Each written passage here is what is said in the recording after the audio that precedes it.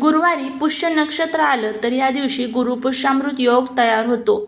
हा सर्व कार्य शुभ समजला जातो. या योगावर सुवर्ण खरेदी केले असता त्याची वृद्धी होते असा समज आहे. मात्र हा योग शुभ असला तरी या दिवशी विवाह करत नाही, कारण पुष्य नक्षत्र विवाहास वर्ज्य मानले आहे. एक सामान्य माणूस या शुभ मुहूर्ताची निवड करून या दिवसाचा शुभ लाभ घेऊ शकतो. अशुभतापासून वाचवण्यासाठी गुरुपुष्यामृत योग हा सर्वात श्रेष्ठ मानला जातो.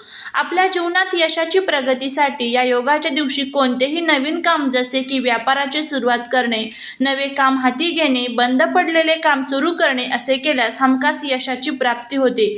गुरुपुष्यामृत योग फार क्वचितच बनतात. ज्या गुरुवारी पुष्य नक्षत्र येतं त्या दिवशी गुरुपुष्यामृत योग असतो. गुरुवार शुभ कामे करणे तसेच धार्मिक कार्य करणे शुभ असतो.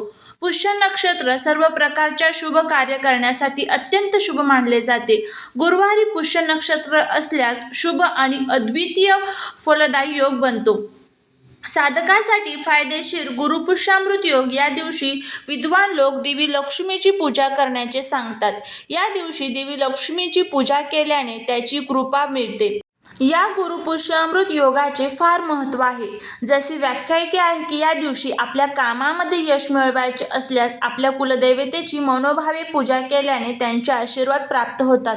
गुरुपुष्यामृत योग पूजा, मंत्र, तंत्र, संकल्प, साधना, जप करण्यासाठी उत्तम आहे. व्यक्तीच्या यशप्राप्तीमुळे त्याच्या जीवनात वृद्धी होते. त्याची बढतीमुळेच त्याचे जीवन सुरळीत चालत असते. पण कधी कधी जीवनात दुर्भाग्य येते, अपयश येते. अशा वेळी तांत्रिक कार्य करून माणसाचे दुर्भाग्य दूर करून त्याला सौभाग्यशाली बनवतात. पुष्य नक्षत्र काय? तर पुष्याचा अर्थ असा आहे की पोषण करणारा, शक्ती देणारा, ऊर्जा देणारा. हे नक्षत्र अतिशय शुभ आणि कल्याणकारी आहे. या नक्षत्राचे शुभ चिन्ह गायीचे स्तन आहे. त्यांच्या मतानुसार गायीचे दूध संपूर्ण जगासाठी अमृततुल्य मानले जाते. त्याचप्रमाणे पुष्य नक्षत्र गायीच्या स्तनातून निघालेल्या ताज्या दुधासारखे आहे. पौष्टिक, लाभकारी आणि शरीराला तसेच मनाला शांत करणारा. या नक्षत्रात 3 तारका दिसतात. ते बाणाप्रमाणे दिसून येतात. या बाणाचं वरचं टोक म्हणजे वरचा तारा पुष्यक्रांती वर पडतो. ऋग्वेदात पुष्याला तिष्य म्हणजेच मंगलदायी किंवा मांगलिक तारा असेही म्हणतात. पुष्य नक्षत्राचा स्वामी ग्रह शनी आहे.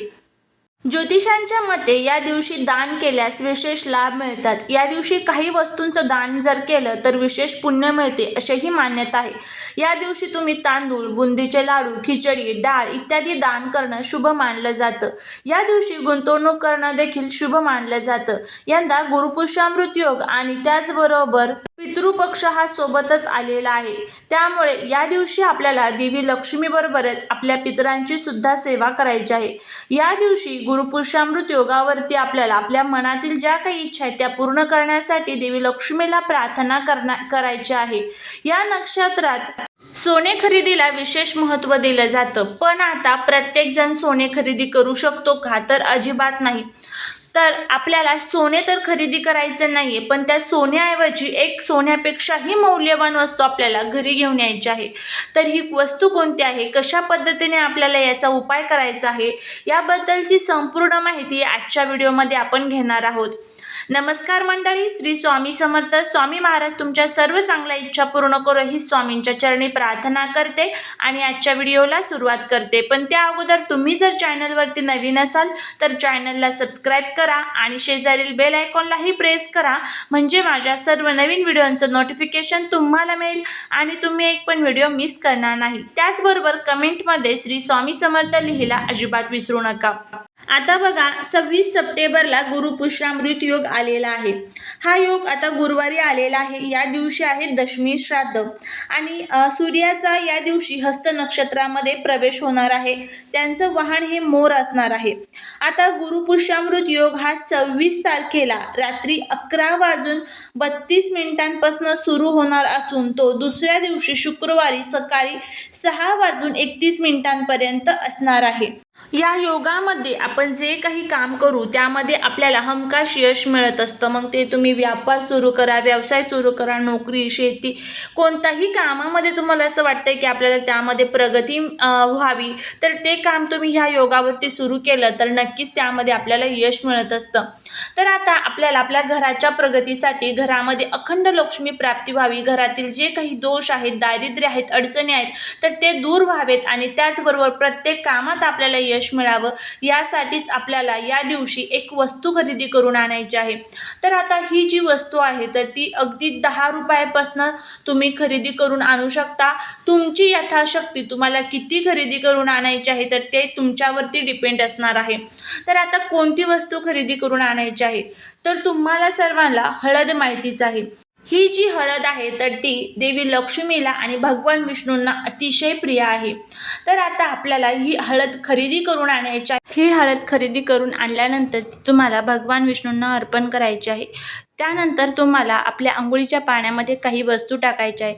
आपल्या घरामध्ये जे काही दोष, संकटे, दुःख, दारिद्र्य, अडचणी असतात ते दूर व्हावे असं यासाठी आपल्याला हा उपाय करायचा आहे. घरामध्ये ज्या काही नकारात्मक शक्ती आहेत, वास्तुदोष आहेत, पितृदोष आहेत, तर ते दूर व्हावे, घरामध्ये असणारं दारिद्र्य दूर व्हावं, यासाठीच आपल्याला या दिवशी जर आपण काही उपाय केले तर त्याचं अनन्यसाधारण पुण्य आपल्याला मिळत असतं. तर आता काय करायचं आहे, उद्या सकाळी तुम्हाला खूप लवकर उठायचं आहे. तुम्ही जर ब्रह्ममुहूर्तामध्ये उठला तर अतिशय उत्तम. ब्रह्ममुहूर्तामध्ये उठल्यानंतर तुम्हाला अंघोळीसाठी जायचं आहे. उठल्याबरोबर सर्वात प्रथम भगवान विष्णूंचं स्मरण करायचं आहे, कारण माता लक्ष्मी त्याच घरात राहते ज्या घरामध्ये भगवान विष्णूंची सेवा केली जाते. त्यामुळे ओम नमो भगवते वासुदेवाय किंवा ओम विष्णवे नमः या मंत्राचा जप करायचा आणि त्यानंतर अंघोळीसाठी जायचं आहे. अंघोळीसाठी गेल्यानंतर सर्वात प्रथम तुम्ही गार गरम कोणतंही पाणी अंघोळीसाठी काढू शकता आणि त्यानंतर तुम्हाला ह्या अंघोळीच्या पाण्यामध्ये काही वस्तू टाकायच्या आहेत.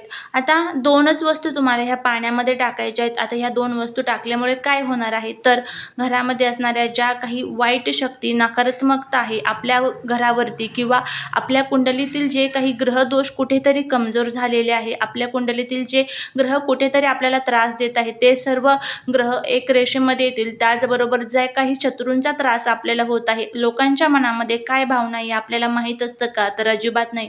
तर त्यासाठी जो काही शत्रूंचा त्रास आपल्याला होत आहे तर त्या त्रासातून सुटका व्हावी यासाठीच आपल्याला उद्या हा उपाय करायचा आहे. तर तुम्हाला 2 वस्तू त्या अंघोळीच्या पाण्यामध्ये टाकायच्या आहे.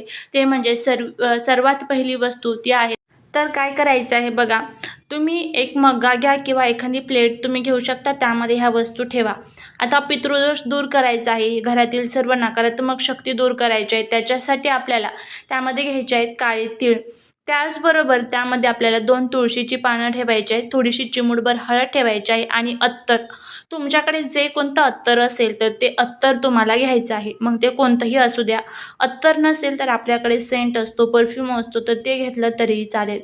आणि ह्या सर्व वस्तू तुम्हाला तुमच्या अंघोळीच्या पाण्यामध्ये टाकायच्या आहेत आणि टाकल्यानंतर तुम्हाला भगवान विष्णूंचं स्मरण करून अंघोळ करायची आहे. ह्या वस्तू टाकल्यामुळे काय होणार आहे, घरातलं दारिद्र्य, दोष, आपल्या अवतीभोवतीची जी काही नकारात्मक शक्ती, नकारात्मक ऊर्जा आहे तर त्या संपून आपली प्रत्येक क्षेत्रामध्ये प्रगती होणार आहे.